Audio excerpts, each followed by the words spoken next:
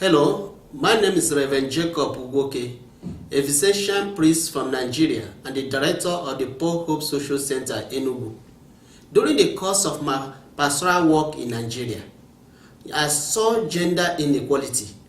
I saw victimization of women. For instance, in some communities, a woman is expected to shave her head as soon as the husband dies and sit on bare floor for a stipulated number of months, mourning the dead husband.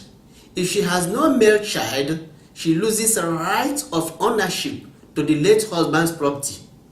At the end of it all, these women are left dejected and rejected.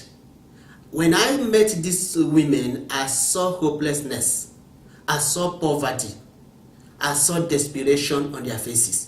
It is against this background that the DePaul Hope Social Center was established to give meaning and aspiration and hope to the lives of these widows.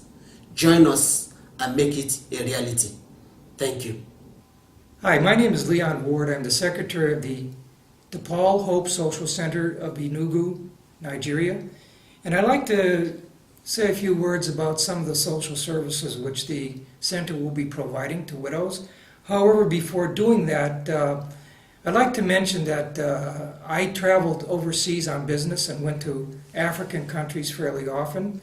And I can speak from experience because I've witnessed how women are marginalized in most, if not all, African countries. Let me talk about these social services. The first is counseling. During the mourning period following the husband's death, a widow goes through a very, very traumatic experience.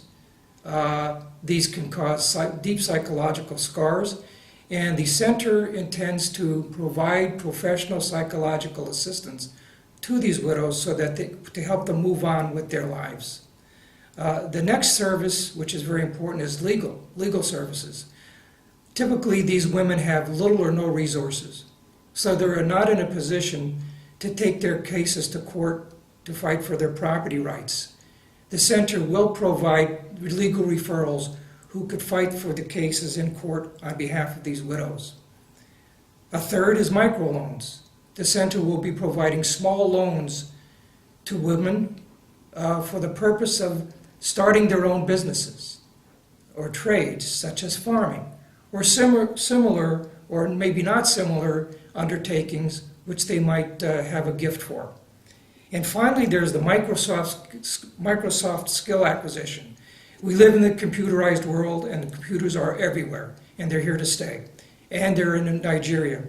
Typically, a Nigerian company, when they hire a new employee, they do insist that these employees have a certain degree of skills in computers. Having talked about the social services, I'd like to also mention education and outreach. The center will be providing a forum to these women. Part of it will be in the form of 12-step recovery groups meetings in which these women can share their experience, strength, and hope with each other to solve their problems and help others to move on with their lives. And finally, their government policy is an advocacy. The DePaul Hope Social Center intends to coordinate with similar organizations also located in Nigeria, such as the Women's Aid Collective and the Widows Development Organization, the purpose of which is to build coalitions in order to advocate for women's issues with the government. And thanks for listening. Hello, I'm Peggy Taylor. I am a board member of the DePaul Hope Social Center. We are counting on you for your success of this project. With your $500 donation, you will help 6 widows and their 12 children with microloans, which will help them be sustainable in trading and learning basic computer skills. With your $100 donation, you will support one widow and her 6 children in a microloan to be self-sustainable and earn a living in farming or other trading skills. With your $50 donation, you will support 2 widows in learning basic computer skills. With your $25 donation, you will support counseling and educational outreach to one widow to be self-sustainable.